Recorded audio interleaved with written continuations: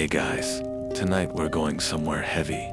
Like seriously heavy. No, not taxes or the group chat with 67 unread messages. Heavier. We're going to a day when the sun rose over Jerusalem, but by sunset, there was no temple, no laughter in the streets, no future that made sense. Imagine waking up to the smell of fresh bread and falling asleep to the sound of burning stone. You probably wouldn't last a day. So, before you get comfortable, take a moment to like the video and subscribe, but only if you genuinely enjoy what I do here.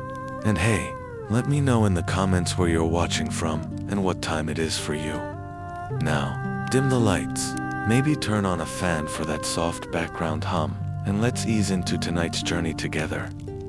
You open your eyes to the familiar sounds of morning, sandals against stone, a donkey braying 2 streets over, the warm scent of spiced lentils drifting from your neighbor's courtyard.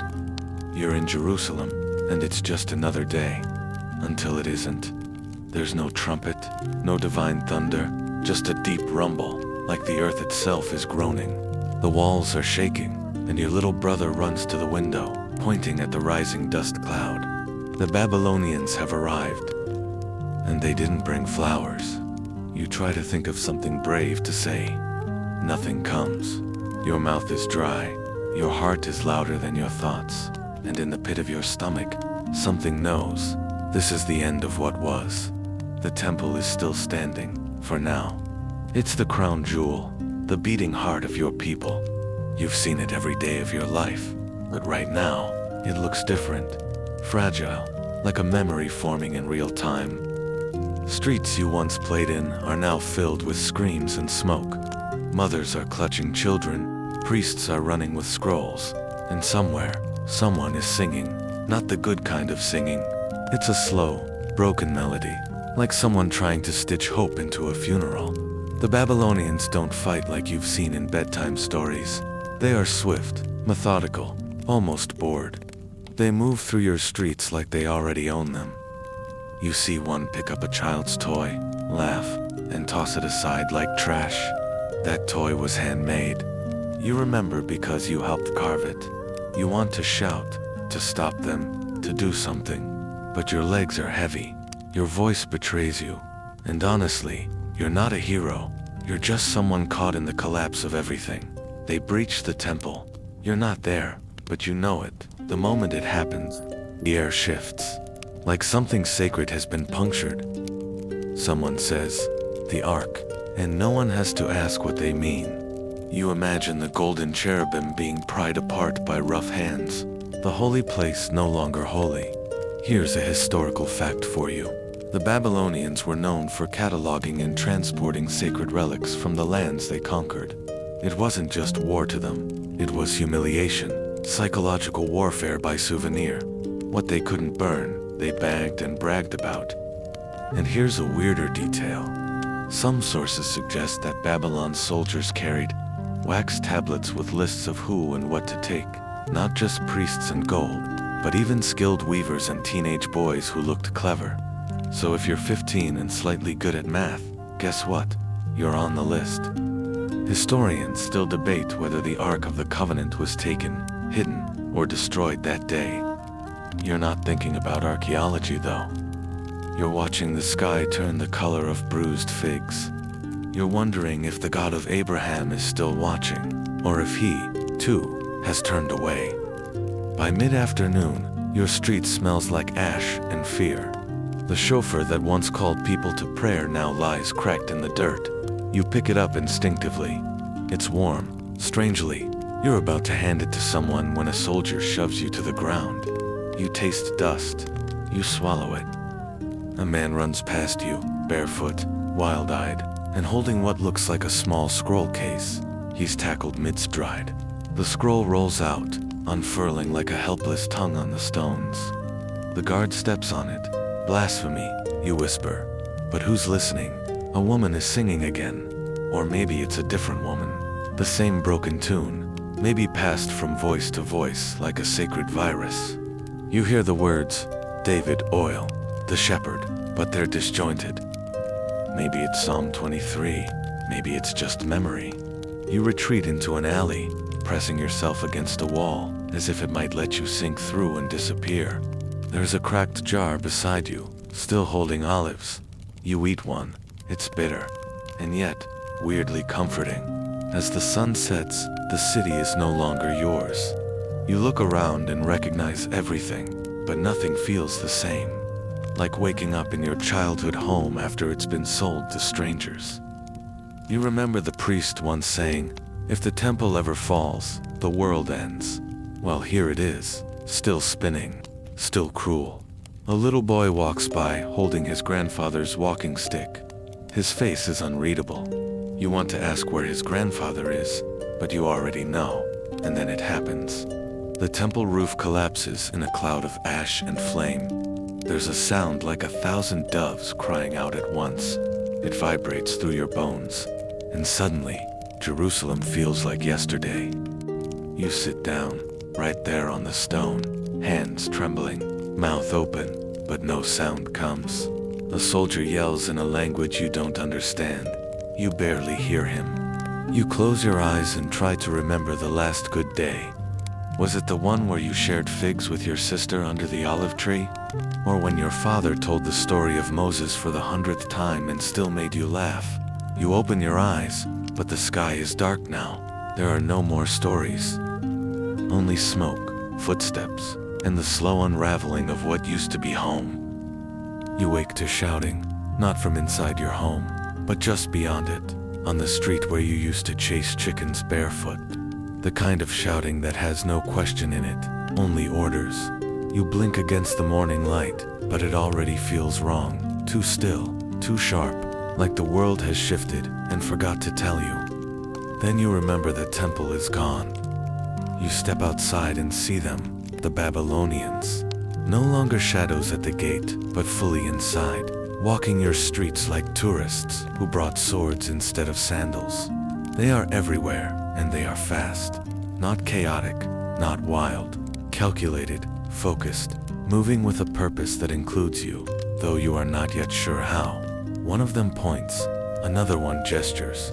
You follow the motion and realize they are marking homes, choosing people. Like selecting figs at the market, except these figs have names, families, stories. Your neighbor, who once made honey cakes for your birthday, is being dragged out with her son. Her face is calm, almost numb. He is screaming. Your instinct is to run, but where would you go? The gates are broken, the rooftops are watched, and the alleys, once so familiar, now feel like traps. So you stand there, pretending not to exist, until you don't have a choice. They reach your doorway.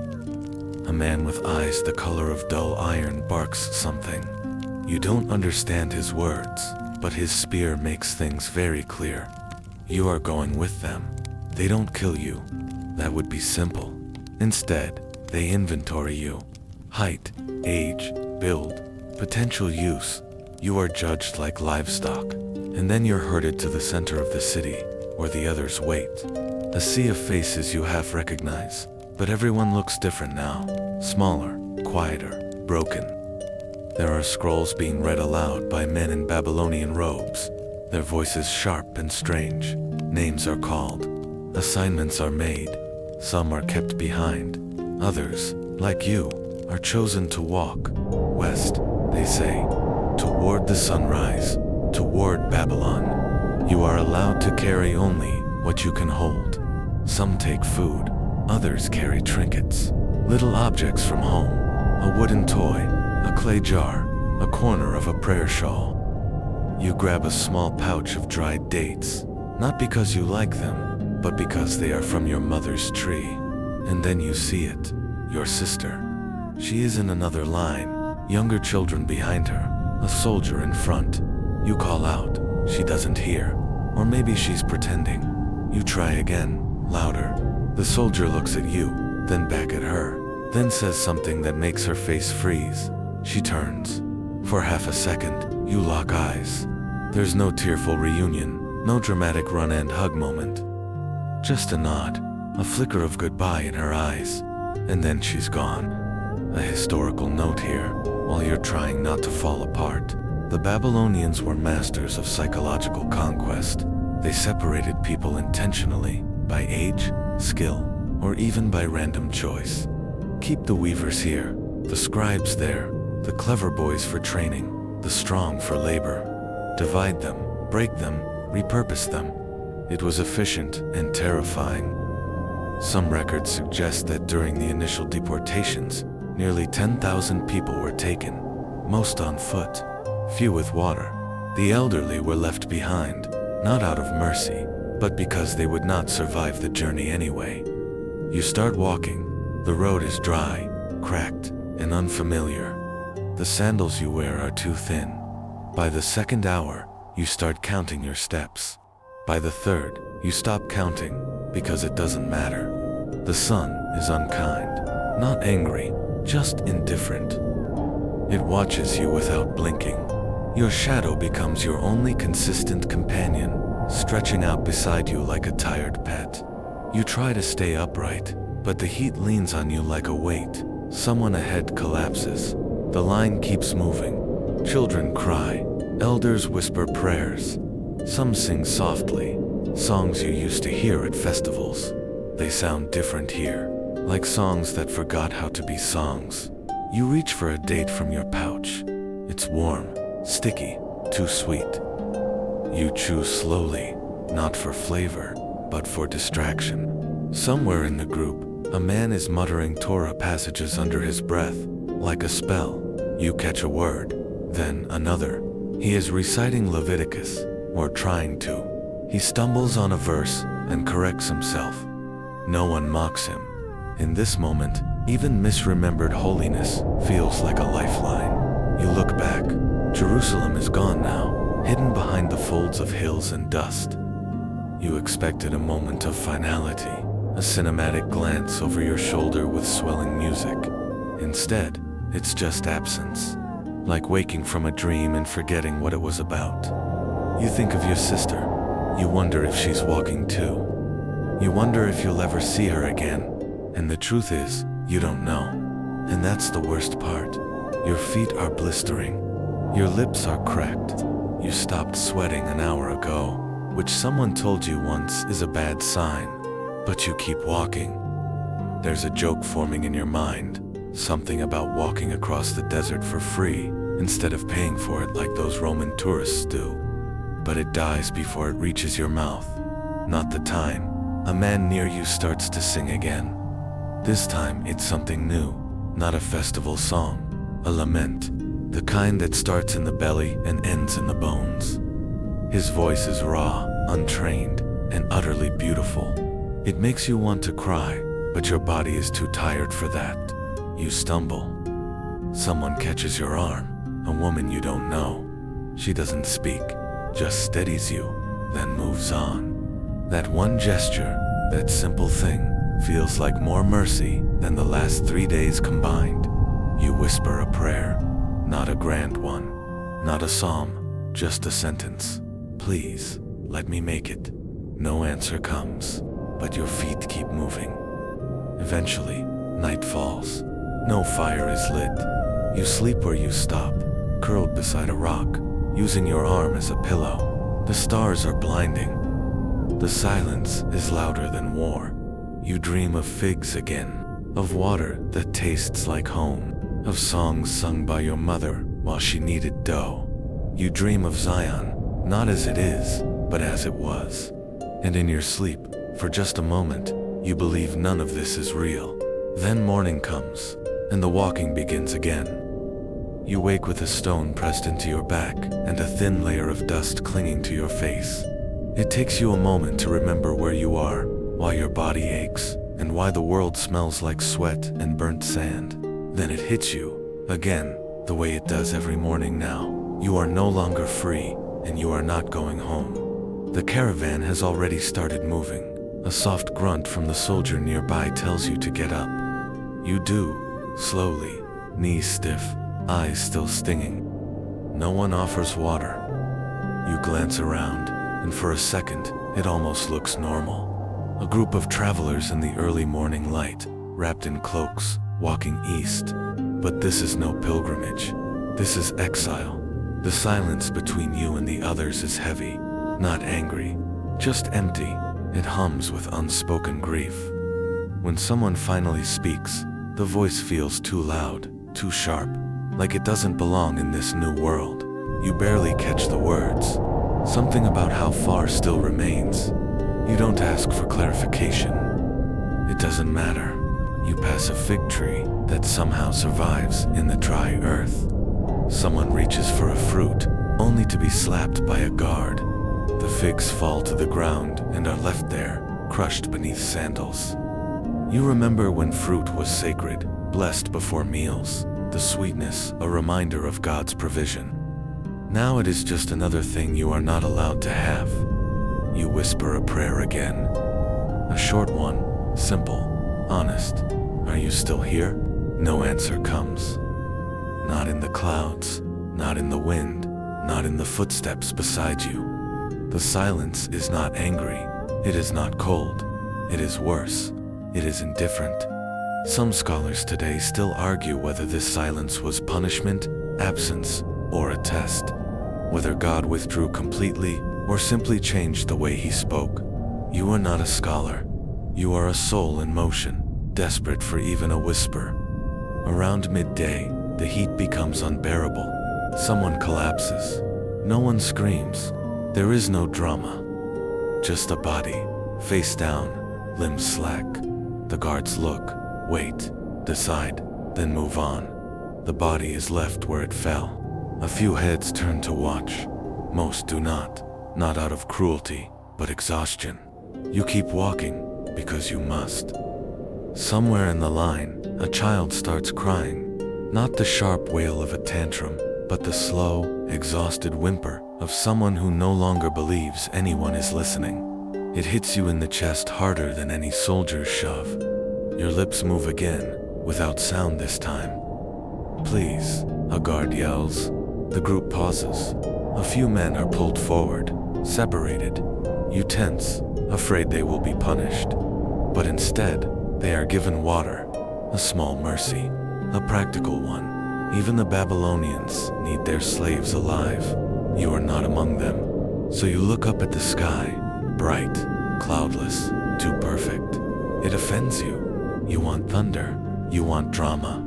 You want a burning bush, or an angel with a sword, or even just a strong wind to knock someone over. Instead, you get birds. They fly overhead, carelessly. You imagine them laughing. You start talking to yourself, quietly, repeating lines from psalms you once heard in temple. Not to perform, not to impress, just to remember. If the world ends, maybe the words should not. A curiosity for you. It is said that even in exile, some captives tried to keep the calendar, marking Sabbaths by scratching stones or counting stars. No priest, no trumpet, no bread, just memory. Ritual became resistance. You wonder if today is one of those days. You pretend it is. You hum a tune, low, broken. A temple melody, once used during the lighting of the menorah. A guard glances at you. You stop. Hours pass. Eventually, you hear the river. Not see it, just hear it. The faint, mocking promise of coolness. You crave water more than anything, even more than freedom. When you finally reach the riverbank, the guards allow you to stop. Not rest, just stop. You are given time to drink. The water is muddy, but it tastes like heaven. You drink too fast, cough, and drink again. The taste makes your whole body ache. Someone near you begins to sing. Really sing. Loudly. It is foolish. Dangerous. You brace yourself for punishment. But none comes. The song is old. A temple song, sung during the harvest festivals. It speaks of joy, of abundance, of God smiling on his people. It is absurd. It is beautiful. You close your eyes and let it wash over you. Then you hear laughter. A Babylonian soldier is laughing. He gestures toward the singer, then to another guard. They nudge each other, smirking. One mimics the song badly, turning it into a joke. The others laugh louder. You look at the singer. He is still singing, louder now. Not angrily, not proudly, just honestly. You realize what this is. This is defiance. Another soldier throws a rock. It hits the singer in the shoulder. The song stops. The silence afterward is deafening. You hear one of the soldiers speak, and though you do not understand the words, the tone is clear. He wants entertainment. He wants the captives to sing. He wants to be amused by your grief. Someone starts crying again. Maybe you, maybe someone else. And then you remember a line you once heard whispered at the edge of the temple court, from Psalm 137. How shall we sing the Lord's song in a foreign land? You whisper it, then louder. A few others repeat it. It is not a song, not really. More of a chant, a question, a wound in the shape of words. The soldiers back off, not out of respect, but because they have grown bored. Night falls. You lie down near the river, the water still murmuring like a lullaby laced with sorrow. You try to sleep, but your mind keeps returning to the question, how do you sing in exile? And somewhere, deep in you, a voice answers. You sing softly. You sing anyway. You wake up before the sun does, startled by a strange silence. Not the silence of rest or peace, but the kind that hangs after something has been taken. The river no longer sings, or maybe you no longer hear it. The air is thick with morning mist and something else. Tension, maybe, or the heavy breath of 100 souls, trying not to cry all at once. You sit up slowly. Your limbs are sore, your neck stiff, your feet feel like stone. You move them anyway. That is the new rule. You hurt, but you move. You ache, but you keep going. You look to your right and notice someone is missing. The old man who had walked beside you yesterday. The one with the cracked leather satchel and the stories about King Hezekiah. Gone. No one says it out loud, but you all know what happened. He didn't survive the night. The guards probably dragged him off before dawn, body and satchel and all. There will be no burial, no prayers, no name etched into stone, just absence. A child nearby is holding a flat piece of clay, pressing her thumb into it again and again, creating a spiral. Her mother watches with eyes too tired to smile. You wonder what the girl will remember about this. Maybe the clay, maybe the dust, maybe just the feeling of her mother's hand not letting go. The group begins to move again. Slowly, you fall in step, shoulders brushing strangers who feel more familiar each day. There are fewer guards now. Some have ridden ahead, others have stayed behind. Those who remain seem less alert. Maybe they think you are too broken to resist. Maybe they are right. Someone stumbles. Not you this time, but close. A young man with a swollen ankle. He tries to stand, but fails. A guard approaches. You brace yourself. But then something surprising happens. The guard ignores him, walks right past. No blow, no shout, no reaction. The young man is left alone, and for a brief moment, you feel invisible. You wonder if that's worse. The sun climbs higher. It is relentless, like Babylon itself. You cover your head with part of your tunic, squinting at the horizon. It looks the same as yesterday.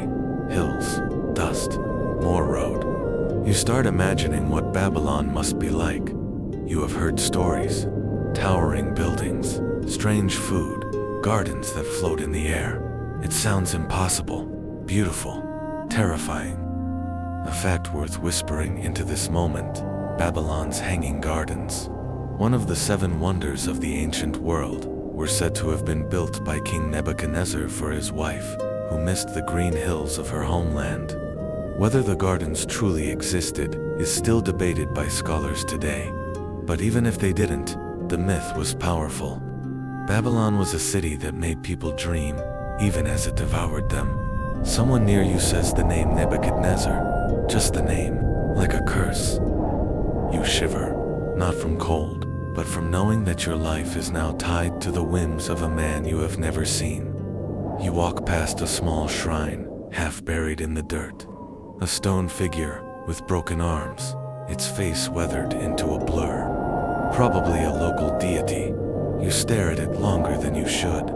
Not because you believe, but because you need something to look at that doesn't bleed or cry.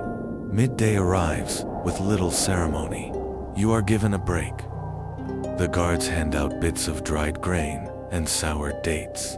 You eat slowly, pretending it is more than it is. You let the dates sit on your tongue, holding on to its sweetness like a memory you're not ready to release. Then you hear it, a voice. Not just any voice, familiar, sharp, unmistakable. You turn and see him. Your uncle. He is thinner, his beard uneven, but it is him. You blink, unsure if it's a trick of the light or the sleep still fogging your mind. He sees you too. He says your name. Not the name the Babylonians will give you, not the one they will force on you later, but your real name, the one that smells like childhood and olive oil. You run to him, forgetting your feet, your wounds, your fear. He hugs you hard, crushing the air out of your chest. No words come. They are not needed. The embrace says everything. He tells you your sister is alive. Not with him, but alive. You want to ask where, how, when, but he doesn't know more, just that someone saw her. She is strong, he says. You nod, but you do not trust your voice to respond. Later, as you walk together, he tells you stories. He always had stories, even now, about prophets, about dreams, about God showing up in deserts. He talks about Elijah, about the chariots of fire, about the still, small voice. You want to believe, but belief feels fragile, like the clay spiral the little girl pressed this morning. You ask him if he still prays. He nods. Even now, especially now, he says.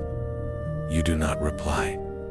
Another strange fact for you. Some of the earliest Hebrew lamentations were shaped during this exile, not composed like poetry in a quiet room, but formed in dirt, between steps, beneath stars. Grief became liturgy, pain became structure.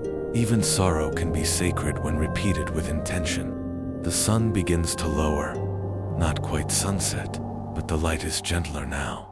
Your uncle hums something, a tune your grandmother used to sing.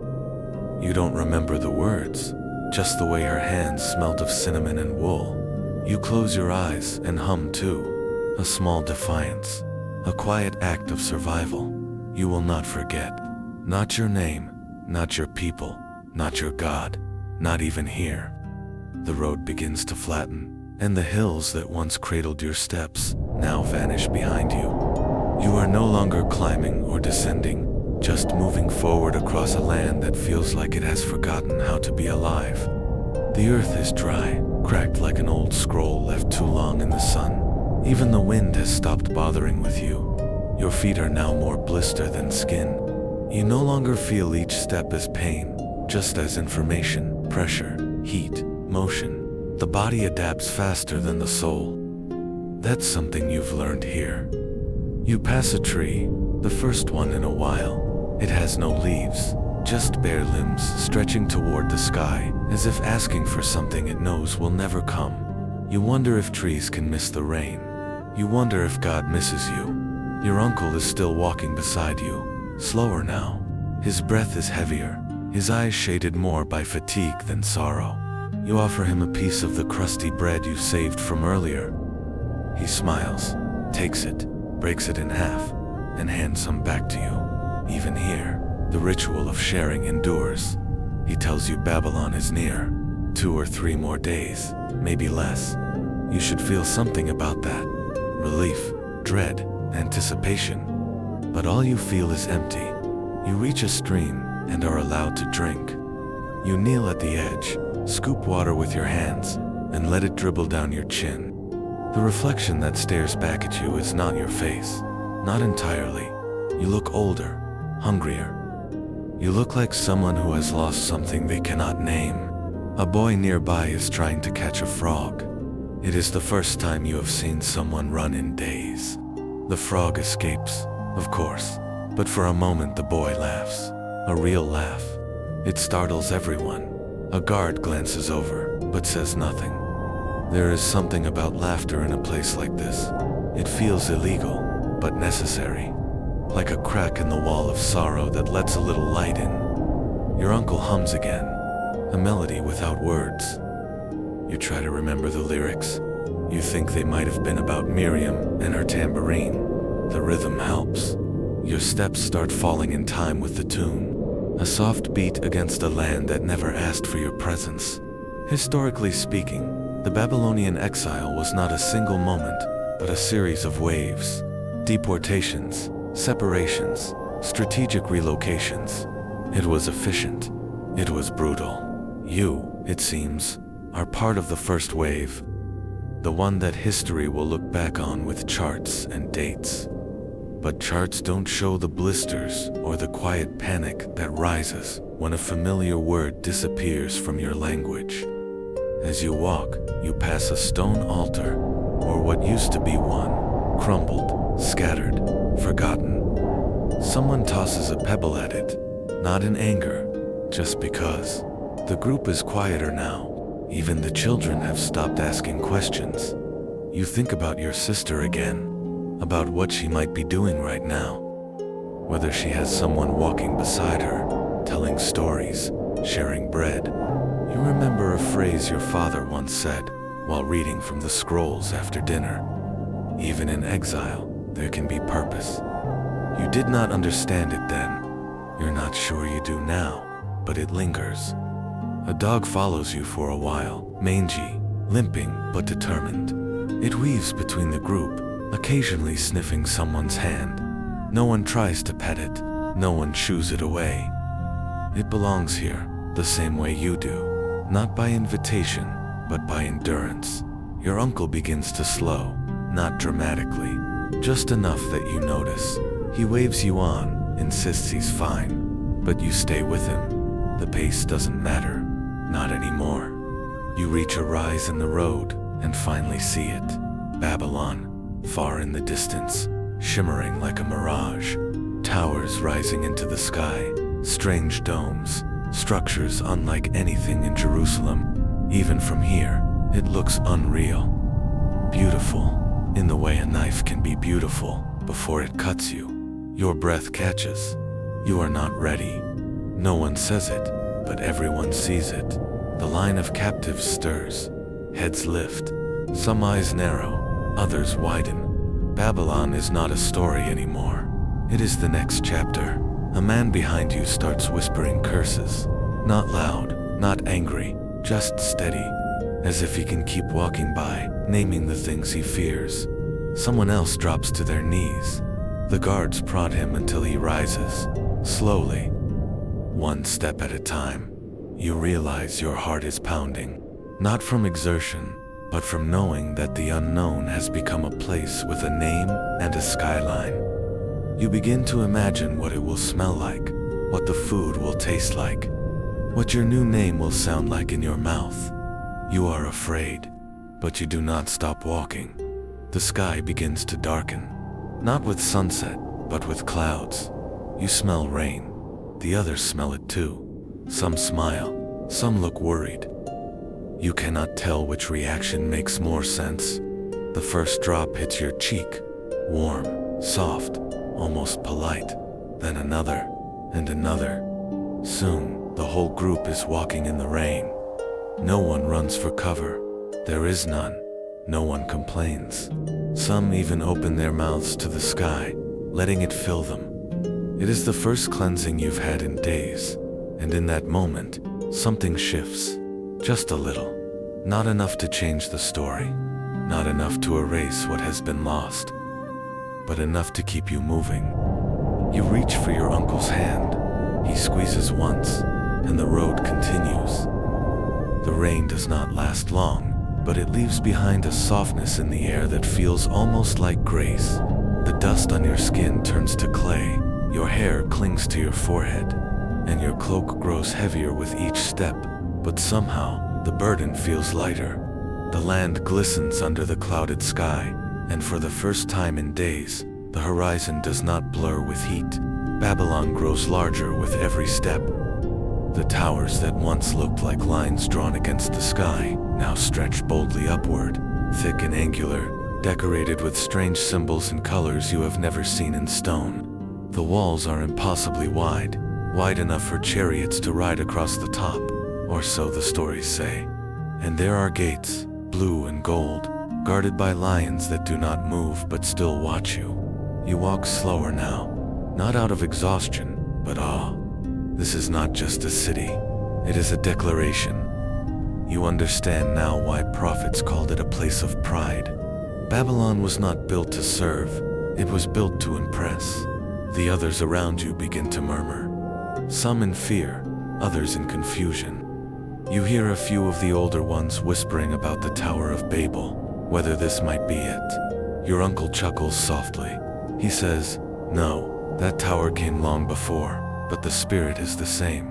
Reach heaven without needing God." At the city gate, the line pauses. Guards shout instructions. You are ordered to form smaller groups. Some are led to the left, others to the right. You look at your uncle, then back at the gate. For a moment, you are sure they will separate you, but they don't. You both go right, and you silently thank a God you are not even sure is listening. A curious detail you notice: there are flowers here, not wild ones, but cultivated, rows of them, planted neatly beside the main road leading into the city. Red, yellow, and deep violet, their petals full and perfect. The effect is jarring. After so many days of dirt and blood and empty air, these flowers feel like a strange joke. You wonder if they were planted for beauty, or simply to show that even nature obeys Babylon. As you pass beneath the great gate, your name is written down.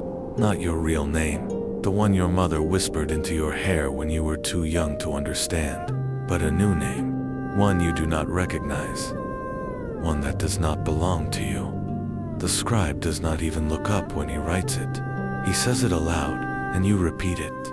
It sounds hollow, too sharp on your tongue, like someone else is speaking through your lips. You ask your uncle what his new name is.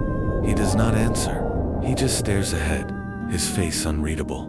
They march you through wide streets, past markets filled with spices, fruits, and cloths that shimmer like sunlight on water. The smells overwhelm you: cardamom, sweat, fish, smoke, something sweet and burning. People here are dressed in colors you have never worn. Their sandals leave patterns in the dust. They do not look at you, not really, just enough to acknowledge your presence as something passing. Babylon is alive, loud, chaotic, and strangely beautiful. But you do not belong here. Every brick reminds you. You are led to a large courtyard surrounded by columns. The guards instruct you to wait. Some sit, others lie down. You stand. A man in fine robes appears. His voice is calm, almost kind, but you do not trust it. He explains that you are here now, and there is work to be done. You will be assigned roles: builders, scribes, servants. You will contribute. You will survive. Resistance, he says, is pointless. Compliance, however, will be rewarded. He smiles when he says the word rewarded. It does not reach his eyes. You are given food: warm barley cakes, lentil mash, and water that smells faintly of stone. It is the best meal you have had in weeks. You eat quickly, then slowly, then not at all. Your stomach is confused.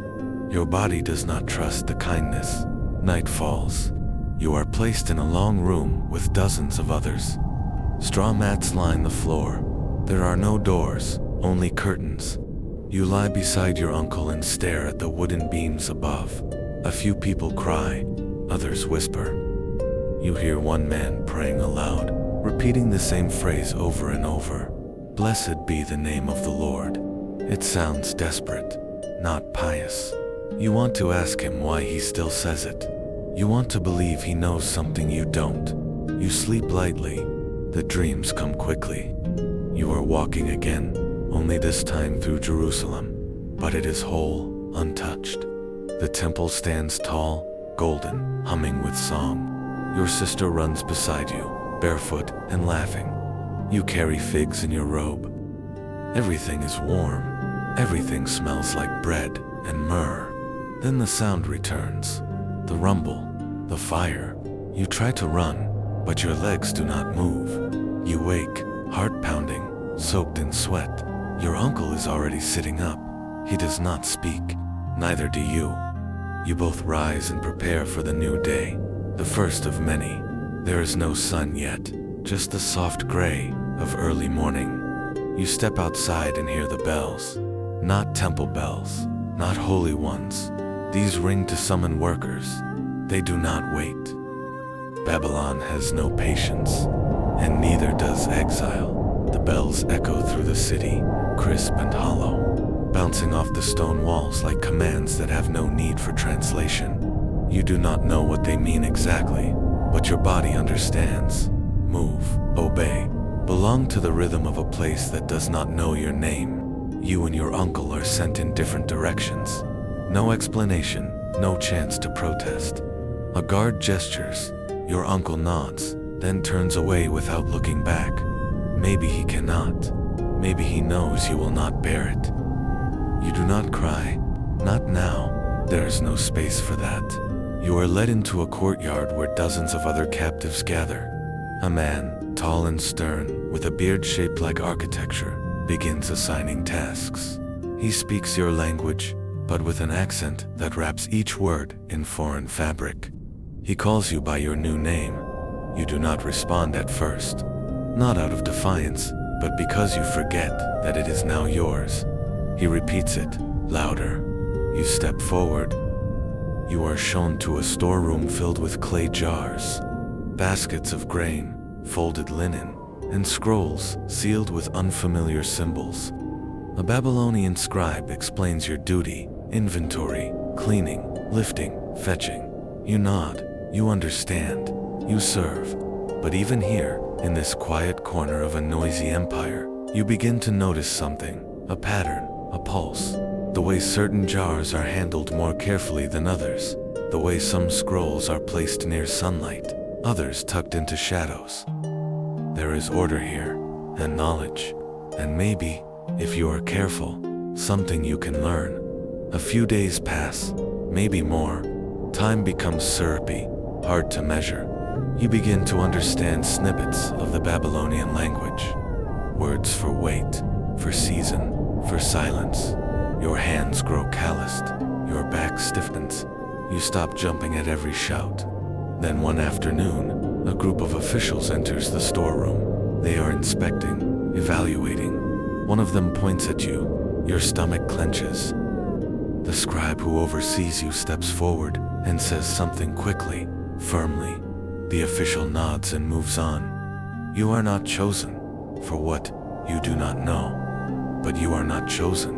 That feels like both mercy and rejection. Later, the scribe hands you a scroll. He gestures to it, then to a shelf. He expects you to read it. You hesitate, but you read, slowly, haltingly, sounding out words like a child. It is written in Hebrew, but old, formal, tight with symbols. Your breath shakes as you speak the words aloud. It is a list of names: priests, scribes, craftsmen. You recognize some. You read to the end, then look up.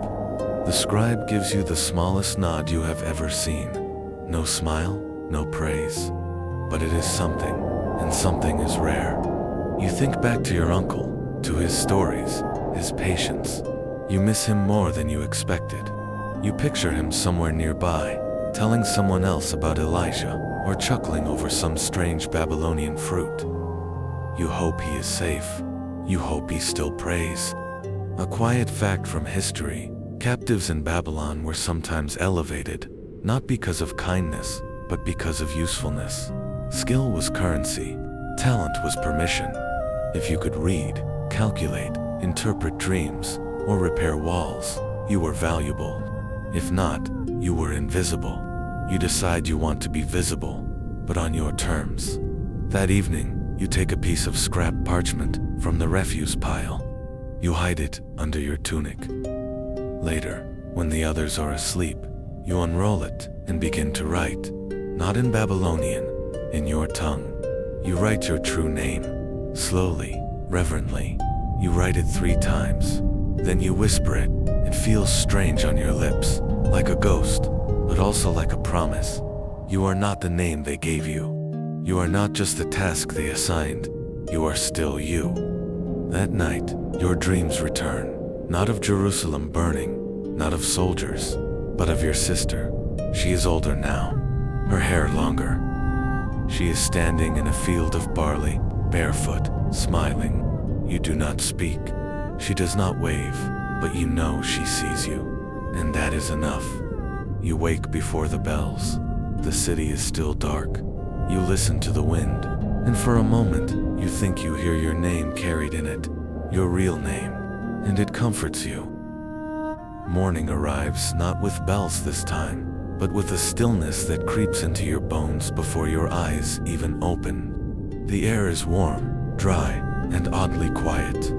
You stretch slowly, the straw beneath you rustling like distant rain, and for a few seconds, you forget where you are.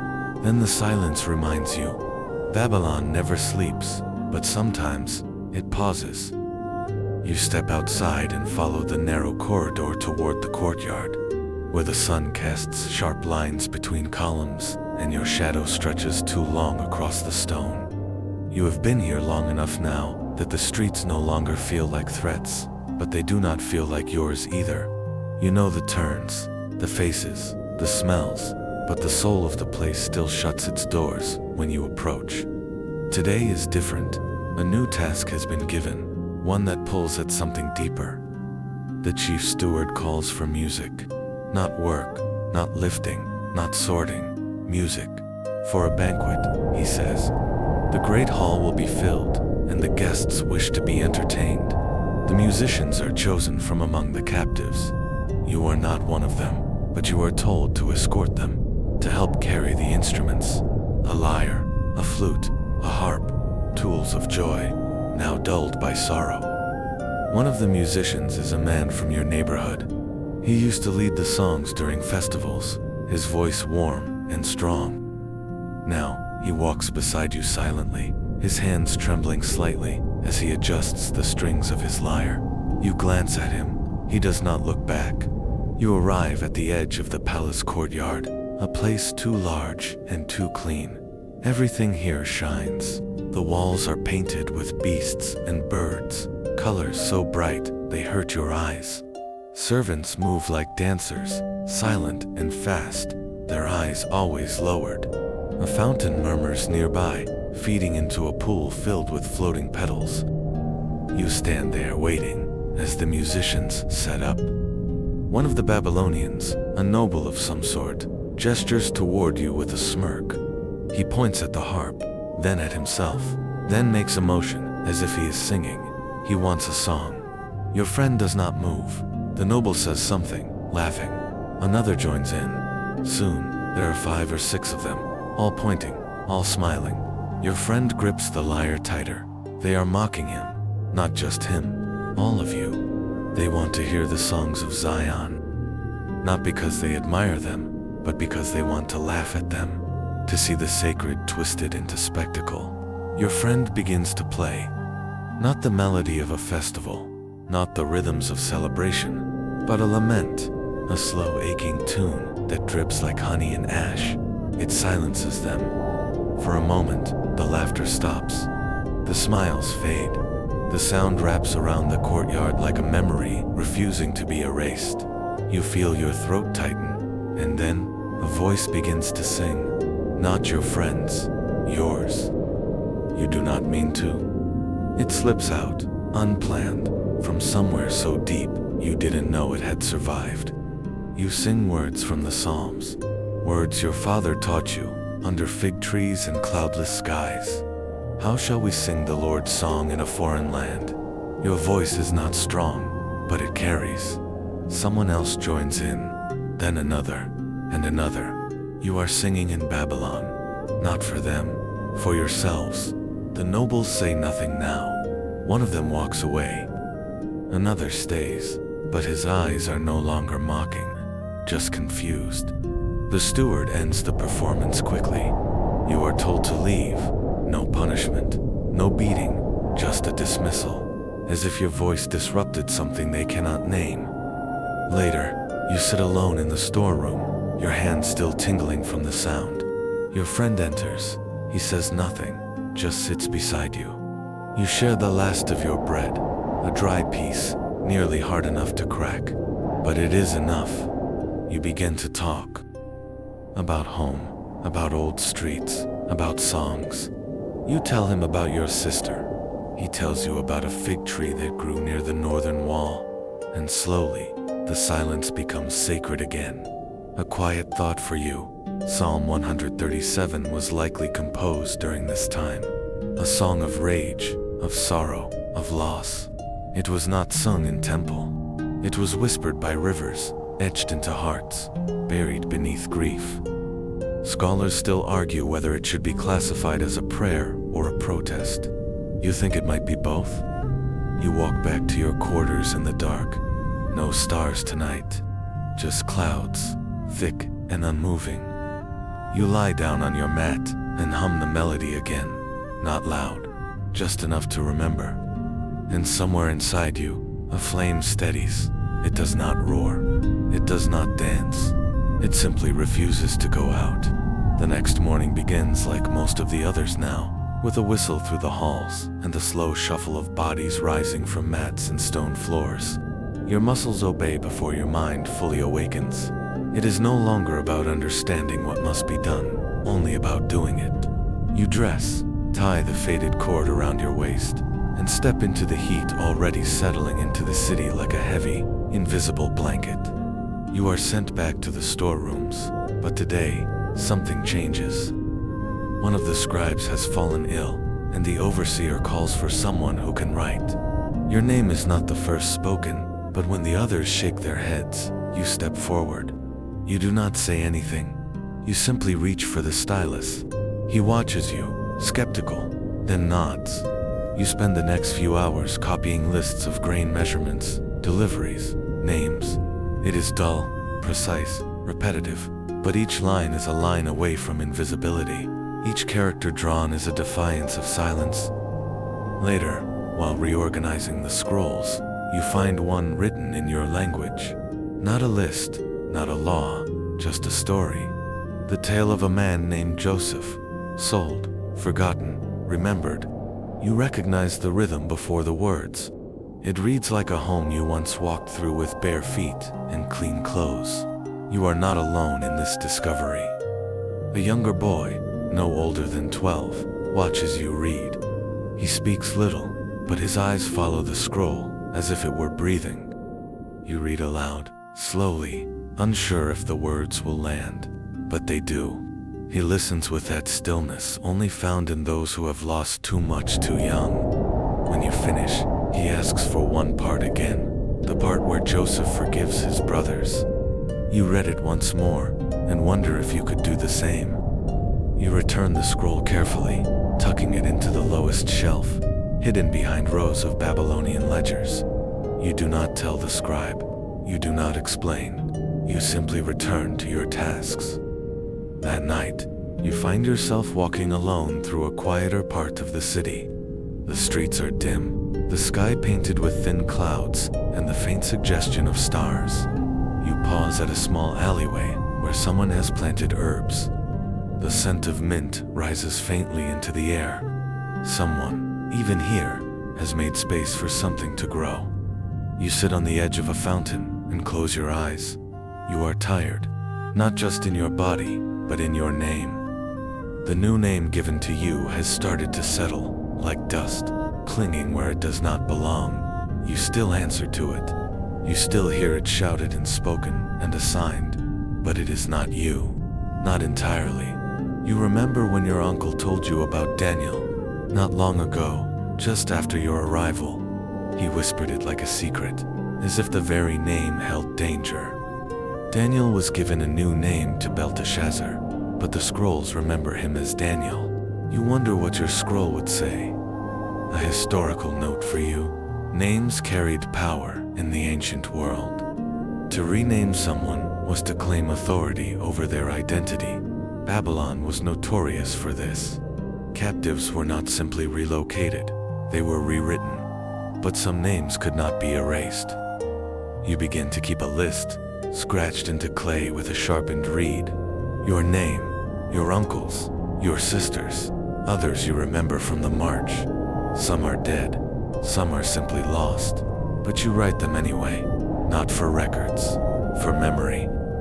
You meet again with the young boy from the storeroom. He brings a piece of cloth he has sewn himself, dyed with crushed berries into a faint, uneven blue. He gives it to you without explanation. You wrap it around your wrist. It is not beautiful, but it is yours now. He asks you to tell the story again. You do, and this time, you change nothing. But you pause longer at the moment Joseph weeps, because you understand now what that feels like. To break open from love, not pain. To forgive because the heart can hold no more hate. You ask the boy if he remembers the temple. He shakes his head, too young. He asks you what it smelled like. You close your eyes and answer, cedar, oil, incense, wool, bread. He smiles, and for a moment, he sees it. You speak to no one else that day, just him, and the story. You return to your mat late. The sky is darker now, the stars brighter. You lie on your back and trace shapes in the ceiling stones. Someone nearby begins humming. Not a song, you know, but something soft. You match your breath to the rhythm, and sleep finds you like a friend who waited outside all day without knocking. The next morning, you are called earlier than usual. A guard with a crooked nose and a voice like dry gravel taps you on the shoulder and gestures without speaking. You rise quickly, rubbing the sleep from your eyes, and follow him down the narrow stone corridor and into the rising light of the courtyard. You are not afraid, not exactly, but there is a tightness in your chest that refuses to leave. He leads you through streets you have not walked before, past tall columns and carved statues, past houses with hanging vines and strange rooftop gardens. The city feels different at this hour, less alive, as though Babylon too must inhale before speaking. You stop in front of a large hall, its entrance flanked by carved lions and tall blue doors. The guard says something you cannot understand, then pushes the door open and waves you in. You step inside. The room is cool, dark, quiet. A few oil lamps burn along the walls, casting long shadows on the tiled floor. In the center, a group of young men sit cross-legged in a circle. Their robes are cleaner than yours, their hands softer, but their eyes carry the same exhaustion. A man steps forward. He wears robes of deep green and gold, his beard neatly braided, his fingers adorned with rings. He smiles, which only makes you more nervous. He introduces himself slowly, in your language, carefully. He says you have been chosen. For what, you still do not know. You are told to sit. You obey. The others glance at you, curious but not unfriendly. The man explains. The king Nebuchadnezzar wishes to educate a select group of exiles, to teach them the language, the law, the stars, the scrolls. They will be fed from the king's table, trained in the wisdom of Chaldea, and if they prove worthy, they will serve in the palace. He says this as if it is a gift. You do not speak. You think of your uncle, of your sister, of the boy with the blue cloth. You think of Daniel. Then you hear the words. You will eat what the king eats, drink what the king drinks. And something inside you resists, not in anger, in quiet conviction. You raise your hand. The man stops. You ask if you may speak. He nods. You say that you cannot eat the king's food. It is not rebellion, it is devotion. You explain that it is not about pride, or purity, or defiance. It is about remembering who you are. He frowns. He says the king's food is a privilege. You say nothing. He says refusal will bring death. You still say nothing. The room grows quiet. Then, someone else speaks. Another young man, He agrees with you. Then another and another. 4 of you, not shouting, just asking to eat differently. The man sighs. He says he cannot stop you, but if you grow weak, or pale, or slow, he will not protect you. You nod. It is enough. And so, you begin to eat vegetables, lentils, grains, water. Nothing rich, nothing sacrificed. Just enough to live. Just enough to remember. A small act, but a sacred one. You do not grow weak. You do not grow slow. You grow strong, clear, centered. You begin to learn the language faster. You begin to read their scrolls, not with admiration, but with understanding. You begin to see through the glitter. The others notice. You are not loud about it. You do not preach. You simply eat your food, whisper your prayers, and refuse to forget. This, you realize, is what resistance looks like now. It is not sword and shield. It is not fire and flood. It is memory. It is identity. It is knowing that your God does not need a temple to dwell. He needs only a willing heart. You write a letter to your uncle, though you do not know if it will reach him. You tell him everything, about the food, the lessons, the scrolls, the refusal. You end the letter with a single sentence. I have not bowed. A strange fact for you. The story of Daniel and his friends refusing the king's food is one of the earliest examples of quiet resistance in exile. Not defiance for glory, but a discipline of the soul. Historians debate how much is literal, how much symbolic, but the lesson remains. Sometimes, saying no is a prayer. Days turn into weeks. You learn the stars, the names of planets, the phases of the moon, the rhythms of the calendar. You learn their stories too. Gods with wings and horns and many faces. You listen, but you do not believe. You answer to their questions, but you do not forget your name. You still keep your list. It grows longer. You add the boy's name, your uncle's, even your captors, because every name carries weight, even the ones you want to forget. One night, you are asked to recite a law from memory. You do. Then you add a verse from the Torah. Softly, the teacher hears it, but says nothing. Later, he nods. Respect, perhaps, or perhaps confusion. You sleep that night with your hand on the scrap of parchment you still carry, the one where your real name is written. And for the first time in a long time, your dreams are not filled with fire, or dust, or fear, but with silence. Not the cruel kind, the sacred kind. Like the silence between the notes of a song that has not yet ended. The air shifts before anything else does. It is not colder, not exactly, but sharper, as if the city has turned its face toward something distant. You wake with a sense that something is coming, but you do not know what. The halls are quieter, the courtyards less full. Even the guards move more slowly, speaking in hushed tones that feel out of place against the stone walls. You are summoned again, this time not alone. The others are there, the ones who also refused the king's food. You walk together through familiar streets, now wrapped in a strange kind of tension, like a thread pulled too tight. No one tells you where you are going. No one explains. You are led into a great hall, much larger than any you have entered before. The ceiling disappears into shadow. The walls are covered in carvings, stars and beasts, kings and fire. A long table sits at the far end, and behind it, the king, Nebuchadnezzar. He does not look at you. He speaks to his advisors first, his voice low, steady, heavy with the weight of someone used to being obeyed. Then he gestures, and one of the advisors begins to speak in your language. Slowly, carefully. The king had a dream. No one can interpret it. His magicians have failed. His priests have failed. He wants someone new, someone not yet spoiled by palace comfort or Babylonian pride. And someone has told him about you. You feel every eye in the room turned toward you, though you do not move. You are not a prophet. You are not wise. You are just someone who remembers. Still, you step forward. You do not speak quickly. You do not promise understanding. You say only this, "Let me pray." The king raises an eyebrow. He gestures for you to leave, and you do. You return to your quarters. You kneel.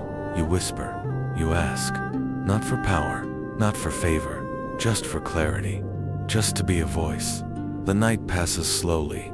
No visions come. No thunder. Just a thought, a shape in your mind, a statue. A head of gold, a chest of silver, a belly of bronze, legs of iron, feet of clay. Then a stone, small, uncut, striking the feet, toppling the whole thing. You wake before the sun. The dream still echoes. You return to the hall. The king is waiting. You speak. You describe the statue, exactly the materials, the height, the weight. You tell him what it means. Kingdoms will rise. Kingdoms will fall. Yours too. The stone is something else, not made by hands, something eternal. The room is silent. No one moves. The king stands and bows. A historical note: the dream of the statue is one of the most debated visions in biblical literature. Some scholars view it as a metaphor for empires. Others see it as prophecy. Some say it was written after the events it describes. Others believe it was divine foresight. Whatever the case, it survived. You are given new clothes, a new title, a higher place, but you do not smile. You know the statue will fall. You begin writing again. Not just lists or names, visions, images, stories. You do not share them all. Some are too strange, too terrifying, but you write them down anyway. The boy with the blue cloth comes to visit. He listens, his eyes wide. You tell him about the stone, the one that breaks the statue, the one that becomes a mountain. He asks where the stone comes from. You say you do not know, but you believe in it. You hold the parchment with your name again. You trace the letters. You write it beside the vision, to remind yourself that even prophets need to remember who they are. You are invited to more meetings, more halls, more dreams, but your heart stays rooted in the God of exile. Not the king, not the scrolls, not the fire. You eat your lentils. You pray 3 times a day. You teach others when they ask. And you wait, not for escape, not for vengeance, but for the stone, the one not made by hands. Time in Babylon does not move like it did in Jerusalem. Their days were marked by prayer, festivals, Sabbath, the rhythm of the temple. Here, the days bleed into one another, measured by the sun rising over unfamiliar walls and the sound of foreign tongues echoing off polished stone. You have begun to feel the slow weight of exile in your bones, not as pain, but as a dull hum beneath the surface of everything. You rise early each morning, before the heat settles into the earth. You wash your face with water from a clay basin, wrap the cloth around your wrist, and pray, facing west, always west, toward a city in ruins, a temple reduced to memory, and a God who, despite the silence, has not turned away. Your reputation in the palace has grown. People know your name, or rather, the name they gave you. They speak it with respect, sometimes even with fear. You answer to it in public, but in the silence of your prayers, you return to the one your mother whispered over your cradle, the one written in trembling letters on a strip of parchment tucked beneath your mat. One night, the king sends for you again. This time, it is not a dream that troubles him, it is a question. He wants to know what comes next, not for himself, but for the world. He has seen visions, omens, signs that he cannot explain. He believes they mean something, and he wants you to tell him what that is. You hesitate. This is not a question with a safe answer, but you pray again, and the visions come. They are strange, beasts rising from the sea, a lion with wings, a bear raised on one side, a leopard with 4 heads, then a creature with iron teeth and 10 horns. You describe them carefully, slowly, watching the king's face.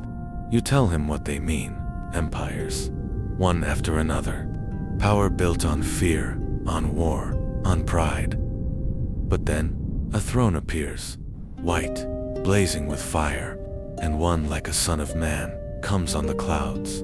He is given dominion, glory, a kingdom that will never end. The king says nothing for a long time, then he dismisses you. You leave the hall, heart racing. You write down everything, every image, every detail. You hide the scroll behind loose stones in the wall of your room. Later, you share the vision with the others. Not the whole thing, just the part about the Son of Man. The part about the kingdom that never ends. The boy with the blue cloth listens with wide eyes. He says, "Will it come soon?" You do not answer, because you do not know. But the image lingers. A cloud, a throne, a flame that does not destroy, a peace that does not lie. A historical note. The visions of beasts in the book of Daniel have puzzled scholars for centuries. Some say they represent Babylon, Persia, Greece, and Rome. Others argue the order is symbolic, not historical. Some see prophecy, others allegory. You, though, saw them not as answers, but as invitations to stay awake. One day, you are walking through the market when you hear someone shouting. You turn a corner and see a crowd gathered. In the center stands a man you recognize, your uncle. He is older now, thinner, but it is him. He is teaching, surrounded by others, mostly captives. He is reading aloud from a scroll. Jeremiah, you push your way forward, not to interrupt, only to listen. His voice is steady. He reads the words slowly. Seek the peace of the city where I have sent you into exile, and pray to the Lord on its behalf, for in its peace you will find your peace. You close your eyes. The world slows, and for a moment, you feel something like stillness. Later, he tells you that the scroll arrived only days before, carried by a traitor who remembered your people. He says there is more. That Jeremiah has written of a future beyond this, of return, of rebuilding, of home. You do not cry, but something inside loosens. That night, you walk alone through the garden of the palace. The plants here are not your own, but they grow all the same. You touch the leaves gently, as if they might speak, and perhaps they do, not in words, but in the quiet knowledge that life still roots itself, even in soil that was never meant for it. You return to your room. You unroll the scroll again. You read the words slowly. A kingdom not made by hands. A throne not of gold. A peace not built by men. You whisper your name, your real name, and for the first time, you do not feel out of place in your own mouth. The rains have returned, not heavy, but steady, painting the streets in muted tones and washing away the dust that had layered itself like memory. You watch it from the edge of the roof, water streaming off clay tiles, pooling in the corners, dripping rhythmically into the stone basins below. It is the kind of day that feels soft, almost forgiving, and you let yourself pretend, just for a moment, that this place is something other than exile. The city sounds quieter in the rain. The noise of carts and shouting is muffled. Conversations are kept close. Footsteps are slower. You walk through the corridors with a sense of gentleness you cannot explain. No one stops you. No one calls out. You have earned something here, though you are not sure what to call it. Respect, perhaps, or just survival made visible. You make your way to the house where your uncle now stays, a small room off the main courtyard of a larger building shared by many others. He is waiting for you with warm bread and a bitter herbal tea. He does not speak immediately, but his eyes are kind, and his silence has always been comforting. You eat together without words. The food tastes of memory and mercy. After a time, he begins to speak. He tells you of a young boy who has begun to ask questions, not just about scrolls and stories, but about meaning. He tells you how the boy asked him why they still prayed to a God who let them be taken. Your uncle had no easy answer, only a pause, a breath, and a story about a time when God was silent, but never absent. You nod. You understand. You offer to visit the boy. Your uncle smiles. Later that afternoon, you meet him. He is smaller than you expected, with wide eyes and a nervous voice. He holds a small tablet, its surface already covered in letters, some correct, some still finding their shape. He tells you he wants to learn to write his name in Hebrew, the real way, not the way the Babylonians have taught him. You show him, slowly, carefully. You draw the characters with the edge of your nail in the dirt, watching as he copies them, crooked but proud. You write your own name beside his, then your uncle's, then your sister's. He smiles, and for the first time, you see something in his face that reminds you of your younger self. Hope, maybe, or something close to it. You begin to meet him often, sometimes to teach, sometimes to listen. He tells you his dreams, strange images of birds with silver feathers, rivers of honey, trees that whisper songs. You do not laugh, you write them down, every one, because dreams are sacred, even when they do not make sense. One evening, he asks you if dreams are from God. You tell him sometimes they are, and sometimes they are from the deep places in us that remember what we have forgotten. A historical note: during the exile, there was a rise in recorded visions and symbolic dreams. Some believe this was because the people had no temple, no altar, and so God used the night. Others say the suffering sharpened the mind, made symbols clearer. Either way, dreams became language. You begin dreaming again too, not of beasts or thrones or kingdoms, but of silence, of stillness, of a field filled with almond trees, their blossoms falling like snow. In the dream, your sister is there. She does not speak, but she is not sad.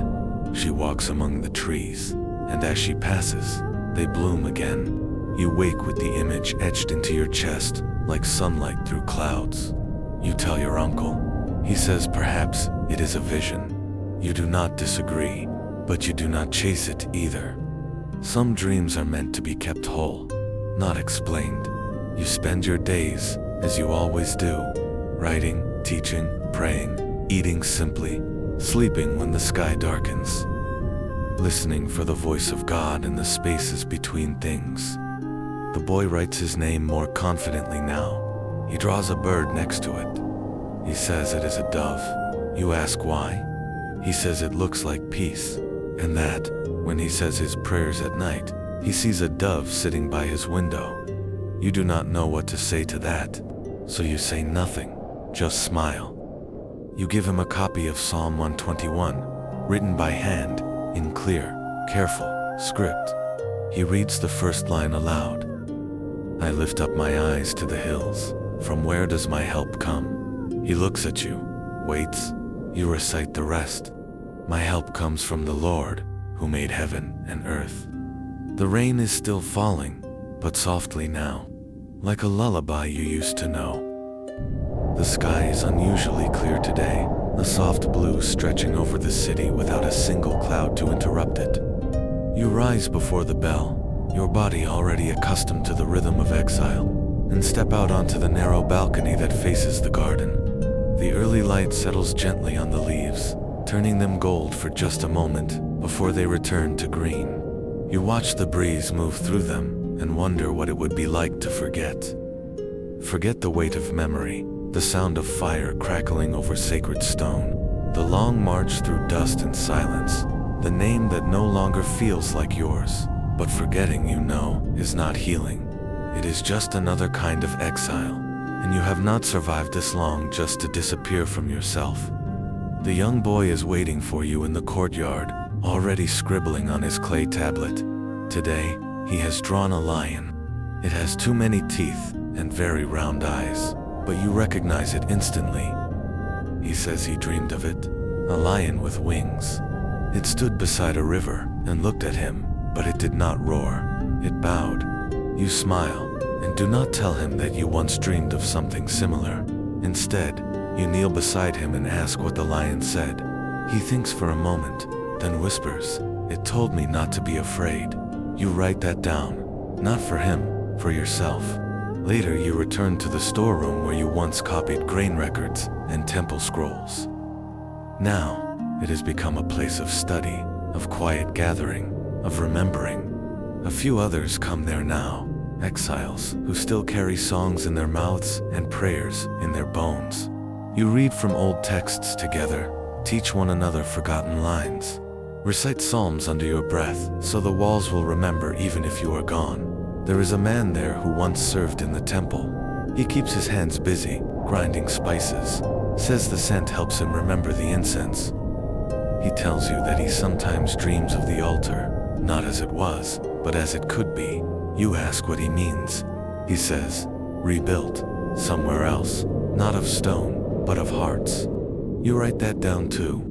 You have started collecting sayings, bits of speech and vision, things people say when they are not trying to be wise. You store them in a scroll that you keep hidden beneath your sleeping mat, not because they are secret, but because they are fragile. Words spoken from pain often are. A small historical fact. During the exile, many scholars believe that much of the Hebrew Bible began to take shape as a written tradition. Oral stories, once shared around firelight, were written down, not because they were changing, but because the people feared forgetting. You are doing the same, in your own way. One evening, you find your uncle sitting in the upper room, staring out at the stars. He tells you he had a dream, not a vision, not a message, just a dream. In it, he was back in Jerusalem, but it was not the old Jerusalem. The streets were wider, the walls taller. The people were singing, and the air smelled like bread and cedar. He says you were there, and the boy too, and the lion from the boy's dream walked beside you. He laughs softly, says it felt like joy. You sit beside him and listen. You do not speak, you do not analyze. Some dreams are better that way. In the following days, you begin to teach the boy how to write full sentences. He stumbles at first, hesitates between characters, but he learns. He writes his name at the top of every page. Then, one day, he writes yours beside it. He spells it correctly. Your real name, not the one Babylon gave you. You stare at it for a long time. He asks if he did it right. You nod. You thank him, and you feel something shift inside your chest. Like a door opening you did not know was closed. That night, you walk along the river.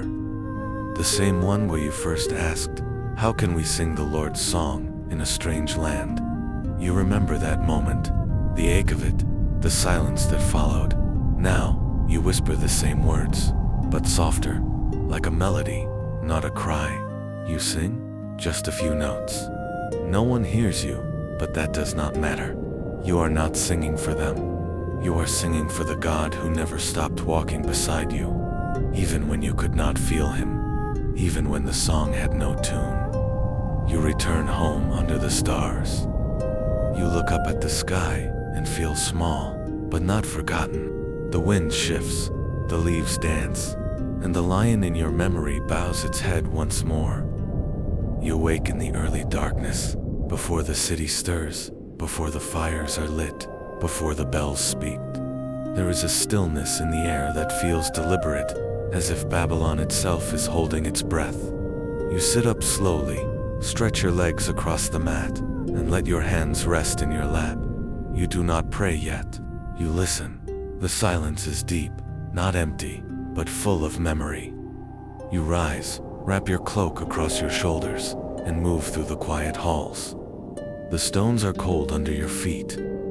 You pass the place where the boy often waits with his tablet and drawings, but today he is not there. Perhaps he sleeps. Perhaps he dreams. You step into the street and walk without purpose, letting your feet decide. The sky above is beginning to pale. The stars are fading, making room for morning. You find yourself near the river, the same river, the one where you first heard their laughter, where the harps hung silent on the trees, where your voice cracked under the weight of exile. You sit on a flat stone, pull your knees to your chest, and watch the water pass. It moves steadily, quietly, not concerned with who watches. It does not rush. It does not ask for attention. It simply moves. You whisper Psalm 46 under your breath. God is our refuge and strength, a very present help in trouble. You pause, let the words settle. You continue. Therefore we will not fear, though the earth gives way, though the mountains be moved into the heart of the sea. You stop there. Not because you forget the rest, but because that is enough. You hear footsteps behind you, soft, hesitant. You turn. The boy is there. He says nothing, just sits beside you. He holds a piece of parchment in his hands. He gives it to you. It is a drawing. You unfold it. It shows a mountain. At its base, a small figure, above a stone falling from the sky, not carved by hands. You look at him. He says, "That's the dream, isn't it?" You nod. "It is." You ask how he knew. He shrugs. "I see things sometimes," he says. You do not ask what kind of things. You simply place the parchment in your cloak and sit with him in silence. The sun begins to rise. Its light touches the tops of the buildings first, then the edges of the gates, then the surface of the water. You watch it reach the stone in the river that you have always used as your marker, the place you first said you could not sing. Now, you hum, softly. The boy joins you. It is not a song with lyrics, just a melody, a whisper of sound, and somehow, it feels like prayer. A quiet historical note. In the years after the exile, many of those who survived did not return immediately. Some never did, but their words returned, their prayers, their stories, their visions. They became the backbone of hope for a people scattered across empires. You do not know if you will return, but you know your words will. You walk the boy home. He holds your hand now. He asks you if Babylon is always going to be this way. You ask what he means. He says, loud, confusing, beautiful, and sad. You say yes, probably, but you tell him that it will not be forever, that something better waits, not just beyond Babylon, but beyond time. He asks if it has a name. You smile. You say peace. Later that day, you return to your quarters.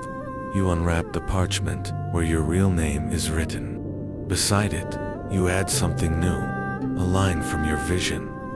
But the stone that struck the image became a great mountain and filled the whole earth. You write it slowly, carefully, with reverence. Then you fold the parchment and place it under your mat. You lie down and rest. Your heart is not light, but it is steady. You close your eyes. And for the first time since the journey began, you sleep not as a captive, not as a prophet, not as a stranger, but as a son, a servant, a child of the exile, loved, kept, remembered.